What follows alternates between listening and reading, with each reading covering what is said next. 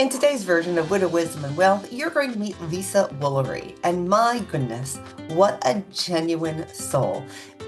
Makes me so happy that we have this podcast. So it could be a platform for someone like Lisa to share her story, to share her mission, and to exemplify for other widows that it's okay to just slow the roll a little bit, to take it a little differently. Um, and the wisdom that she shared in reference to raising her kids, that she expected them to be better because she was the sole parent, giving it away. Listen for that in the podcast because it was so impactful to me, as well as her lessons on how to be a good neighbor and how to lean into your community. She's got tips, she's got all the pieces that you want to be a widow with a good comeback. Take a listen. Hello, everyone, and welcome to Widow Wisdom and Wealth. This is Donna Kendrick, and I welcome you today to share our story with 7 years later, what healing really looks like after losing a spouse with our guest, Lisa Woolery. Lisa is the author of The Widow's Comeback, and after losing her husband unexpectedly, she spent the first few years simply trying to survive while raising grieving children and rebuilding life piece by piece. Recently, Lisa gave a talk marking 7 years since her husband's death, and it made her realize how many people quietly wonder what life will look like years down the road. And in those early months, she truly believed that her life was over. And over time, she discovered that grief doesn't end your life, but it does require you to rebuild it in ways you never expected. Today, she shares with us what life actually looks like these years later, how grief changes, how identity rebuilds, and how the unexpected ways joy slowly returns. Sometimes, I'm going to cry, even through funny and imperfect moments. Welcome, Lisa, and thank you for being here and offering to share your story and your mission with our listeners. Well, Donna Jean, thank you for having me. I'm gonna cry too. Right? I'm like, I read your story in the whole bit. Like, I get it. I get it. And I'm so excited to have you on the podcast because I do think our listeners will be like, I get it too. And that is so much about what this podcast is about, our shared experience, what worked for you, and really the mission that comes out of it. And for our listeners out there, many of you know my story and how I recreated life, and I did with a ton of grit and a ton of just forward moving, painful action. And I hope you move from this one is that it's okay sometimes to slow the roll. And it's really okay sometimes to really rebuild in a sense of purpose and to allow yourself that space. So if you walk with that from Lisa, because now I'm giving away the end of the story, please do. So, Lisa, can you share your personal story with our widowhood community? Start with the very beginning of your relationship with Eric and your loss, your 7 year role as a sole parent to Liam and Katie, while making changes in your career. The floor is all yours. Take as much time as you like to share. Okay. Well, I was 14 when I met Eric. I met him at church, and they had this special evening in the summer where they introduced the soon-to-be ninth graders to the high school kids. Oh, the And my rising husband, freshman? Is that what it yes, is? Yeah, yes. got you. And my husband, of course, was so very cool because he was going to be a senior. So we met. We talk about what our meet cute was, and it was a moment that he remembered and I didn't. He was sitting in the back of the bus. It was like a small van that our youth director had rented, and he was in the back on the bench seat with all the senior boys, and he says this like little girl with big blonde hair and braces like skips up onto the bus, and she looks around and didn't sit in the front with the freshmen, but I went right to the back and squeezed right in between two of the boys. One of whom was him, and they were all ignoring me, and he had like a little hole in his jeans, and I was like tickling it, and he looked down and he just saw like this biggest smile, and he said it was love at first sight. Oh, And so 14 and 17, and we grew up together. We hung out in the same group for a long time. We kind of dated sometimes, but sometimes we were just hanging out. And we just we created each other. We just grew up together, deciding where we're going to go to college, deciding what we're going to be when we grew up. He was so close to my brother. And it was just a wonderful, perfect American love story. And we were married for 28 years. I started out being a teacher and then I went into public relations, and he was an accountant and also a politician. He was the auditor controller of the county of Orange in Southern California. And we just had a great life. We loved each other. We were best friends. Although we didn't have kids right away, I was infertile. And so we thought we weren't going to have a family. But then when I was in my late 30s, we decided that we would adopt, and we adopted our kids from Russia. And that was just the most fun adventure. And we adopted Liam and Katie. And then I made a promise to, I don't know if it was myself, to them, to the family, that when my kids hit middle school, I would quit working and be at home with them for like their sort of formative years when they could be getting in trouble. To say it nicely. Those years. Yes, yes. And I had, before that, I had had a pretty successful career. I was vice president of corporate communications, running the Southern California division of Wells Fargo. Okay. So it was kind of a big job, and it required sometimes it required Eric doing 70% of the child care in a week. Sometimes I would do 70%. We would just match our schedules for the week and do the stuff. We had a nanny also when the kids were young, but when they got older, we realized we could be flexible enough to do things ourselves. Um, and then my husband um, was very controversial and with his politics, and things were difficult for us because he was taking a lot of stands, and it was sort of trickling down into our family life. People had opinions about Eric we would see in public or people at school. And I didn't feel like we're thriving as a family. So we decided that we would move to Kansas City, where he grew up. So that was also right about the time when the kids would be hitting middle school.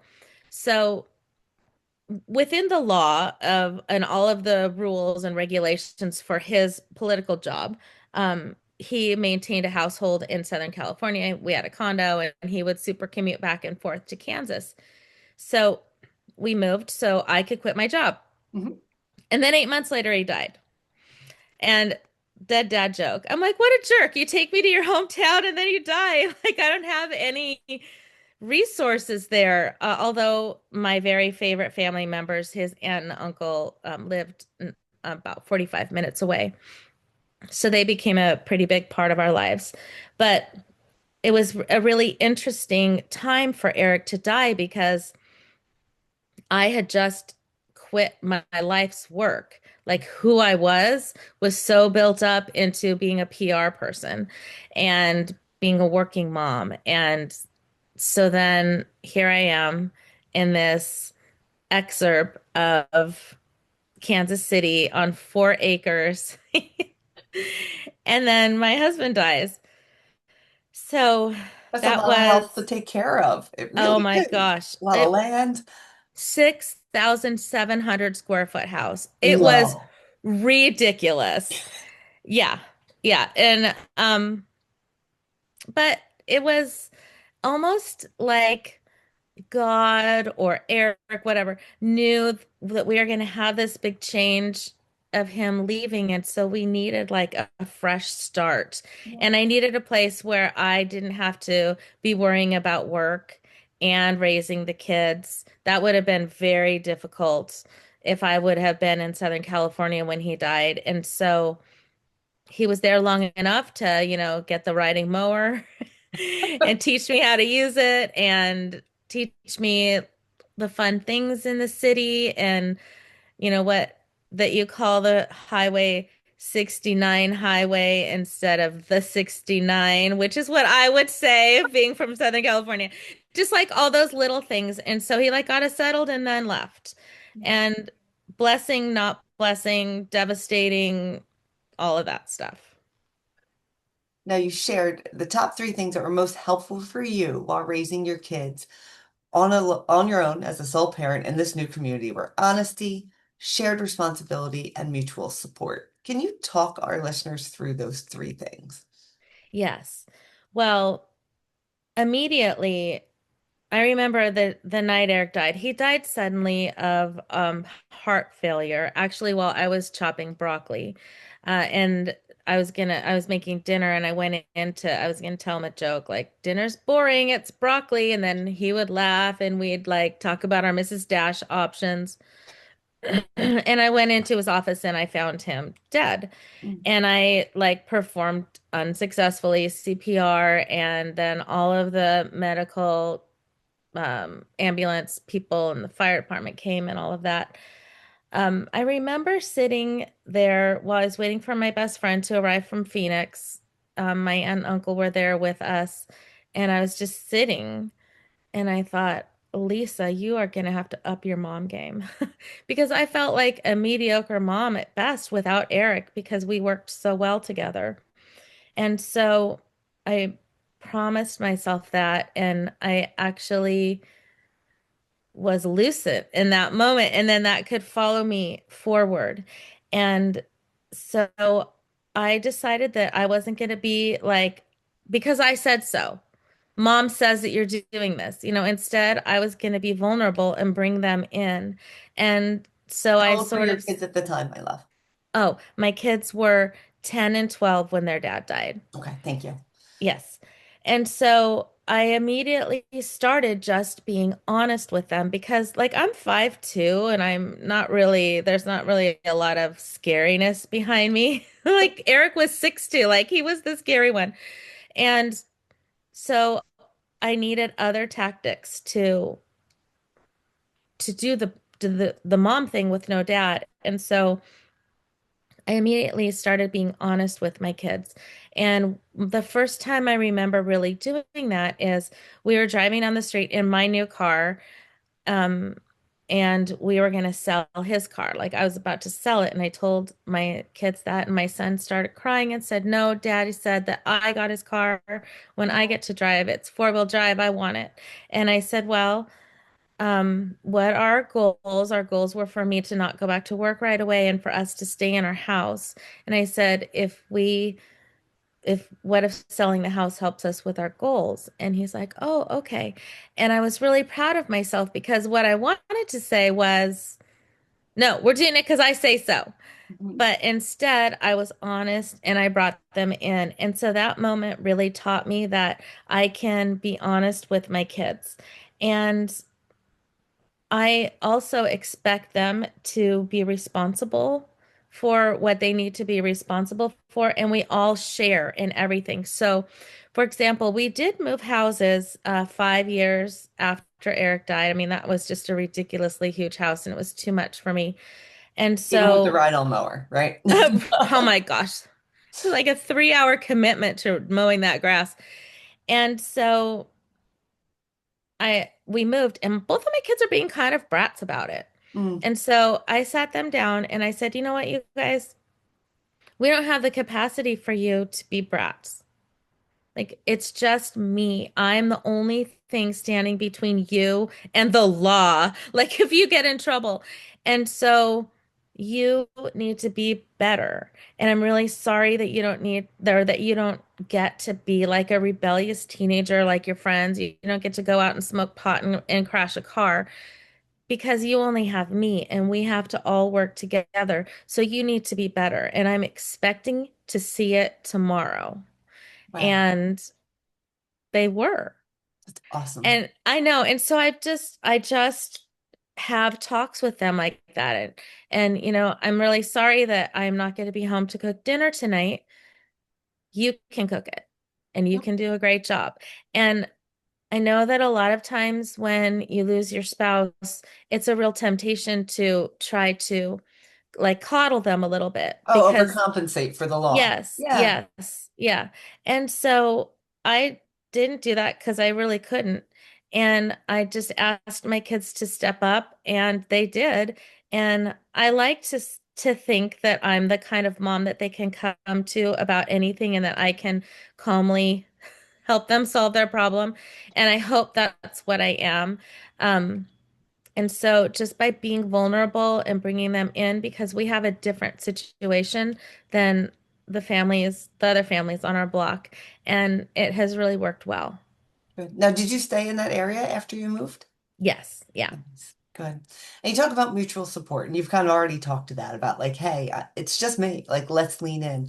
Tell me about the Yeah. support you had from your, it was a new community, right? But you say that you had this aunt and this uncle that you cherished.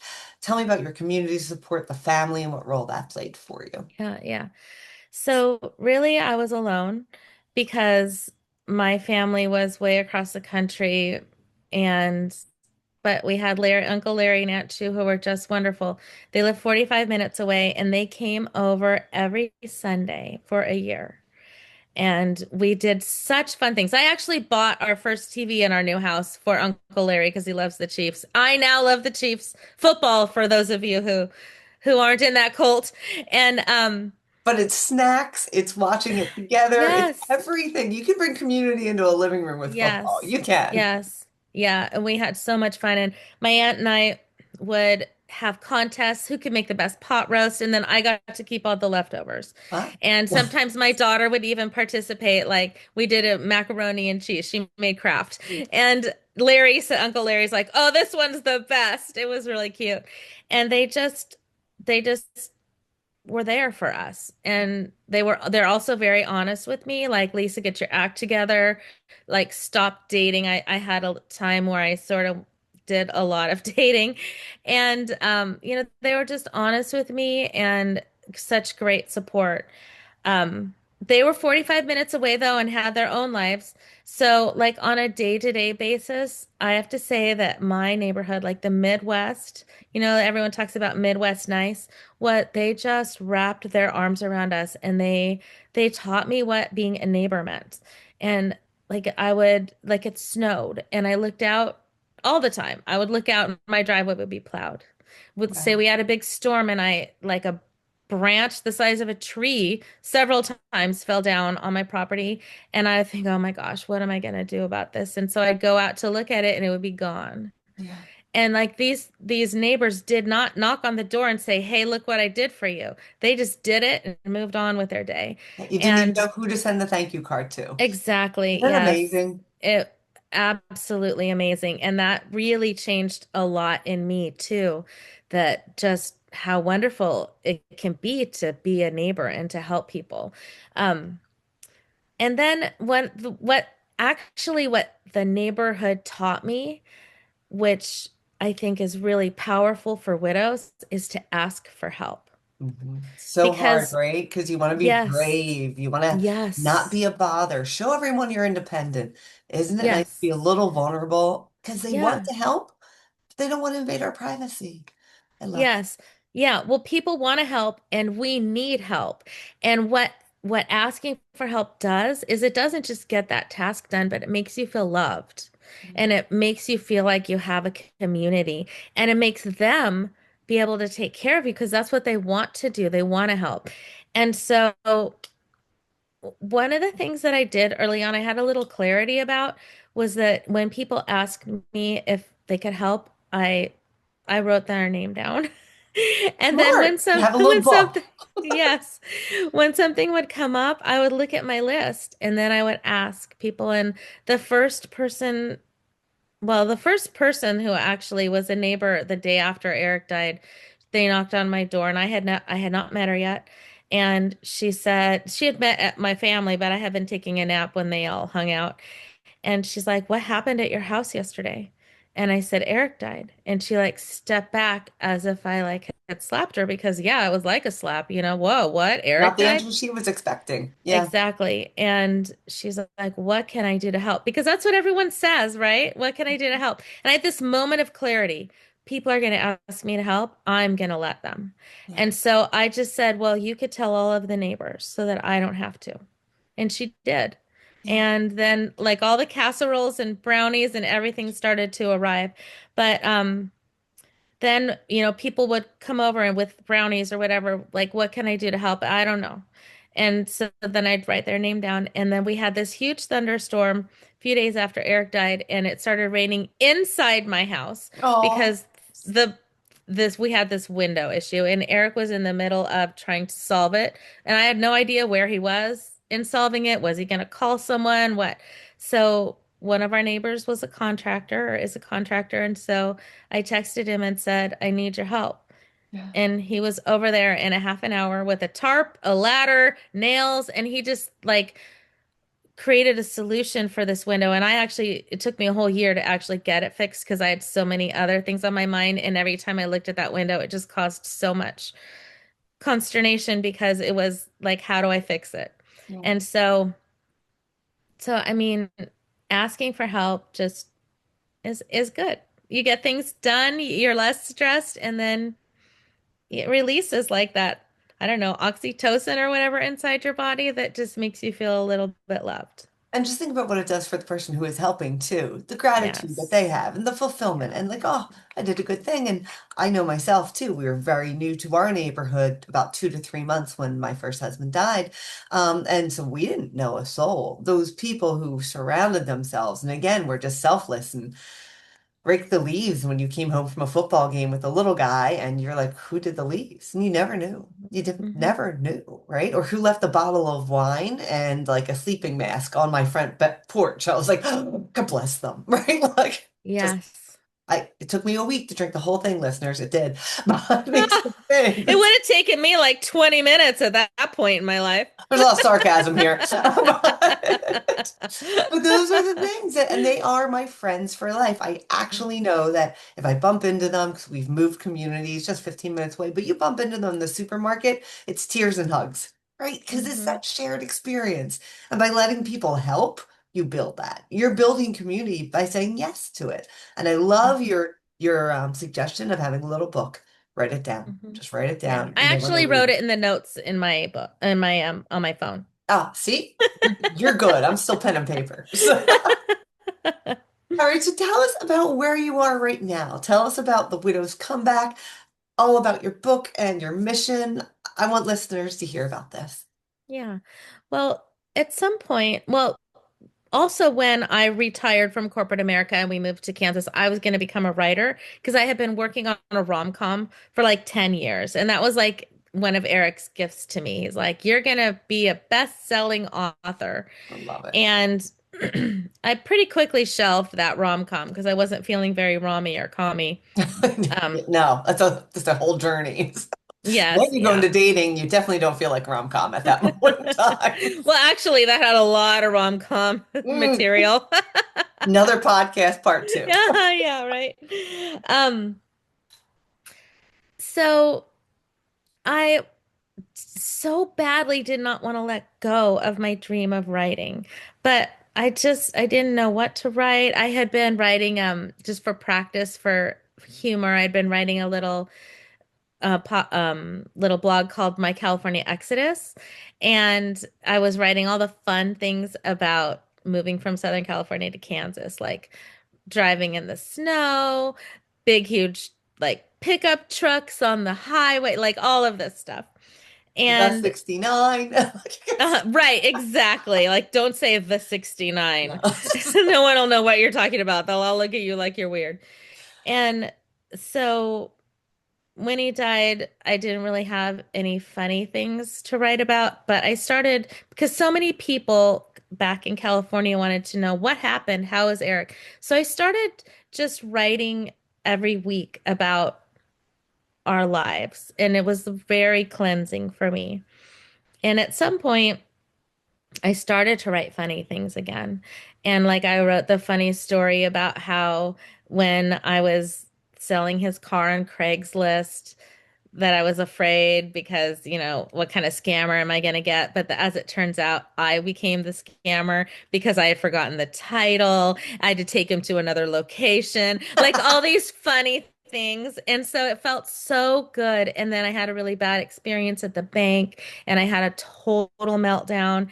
And I came back and I wrote it funny. And then and I just felt really good and unlocked some things for me. And so, at some point, my aunt said, "Lisa, you could just make all of your blog posts into a memoir. Yeah. And so I kind of did that, but I wanted a little bit more twists and turns and plot. And so I made my memoir, The Widow's Comeback. I wrote it, but I did it in a rom-com kind of way. So it's devastating and heartbreaking, yet funny at the same time. It's called The Widow's Comeback, and I really want widows to know that they can have a comeback. And so I wrote this memoir, and I have a Facebook page where I do posts every day that help widows sort of like lean into grieving and kind of process things. I have a Widows Comeback. I've got two compendiums. I have a journal, like a guided journal to help process your feelings. It has some scripture in it. I have a grieving calendar. It kind of teaches you how to get through the really hard days and to plan for them, like not just Christmas and Thanksgiving, but his birthday, your anniversary, like the special things that you guys did throughout the year. And so it's at an early point, or I don't know, maybe 2 years in, I sort of felt like a calling to like serve widows. And so that's kind of how I ended up writing these particular things. And so I continue to do that. Right now, I'm writing a trilogy of fiction reinvention novels of women, three women whose husbands die in a plane crash and how they each walk their widow journey. And so all of my writing has become around widows because that's where I am. That's where I want to help inspire healing. And I just love being able to help widows. And I'm starting to do like a few classes, like $25 classes, like a vision board. I'm going to do Yeah. one about writing letters to your loved one and then you writing his response to sort of heal from any unfinished business that you might have left behind. And so I'm starting to do those things too. And I just find it really fulfilling and fun. I love that you put that all out in the universe. I love that you had the intuitive calling to do it and that you're following that. Where's the Yeah. best place for people to get in touch with you? We're going to have all of your links in the podcast notes, but Yeah. just for the listeners in their car, where can they remember Yeah. to find you? The Widows Come Back. And you can find that.com. You can find it on Facebook. You can find it on Amazon. Just Google it up, right? Search Yep. engine Yep. that, the widows come Yeah. back. Yeah. Lisa, thank you so much for being so candid with our listeners and for sharing your story and your mission through the Widow's Comeback. I myself am gonna be like, I need a vision board one more time, right? Like I do it for the business and I do it for the family, but I don't think I ever do it for me as a widow and a new wife and stepmom and the whole bit. So yeah, you Yeah. might see me in one of your sessions, my friend. So Yeah. Okay. I love so much that you spent your time with us today. Thank you so much. If we had one word of wisdom you want to leave with our listeners, what would that be? I would say you need to be an active participant in your life. And what that means is, especially when we're widows, it just feels like everything is happening and we don't have any say in it. But there will come a time in like 2 or 3 months in where you can start having a say. And so like a lot of things need to get done, a lot of things get done for you, but you will see an opening, and when you see that opening, take it. Whether that be to assert yourself into something new that you want to do, or whether that be change something in your family. But don't just let life dictate what life is going to be. Take control of it and be an active participant. Well said, Lisa. Thank you so much for spending time early this morning to go ahead and record this podcast with us. You take such good care of you. Thank you so much.